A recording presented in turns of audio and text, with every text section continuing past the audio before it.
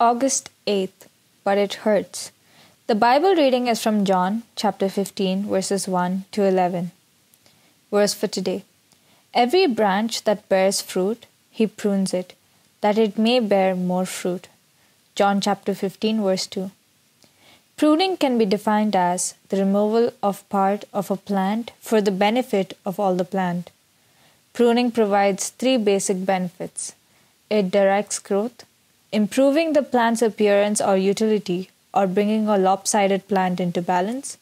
It improves health by preventing disease or by correcting or repairing damage.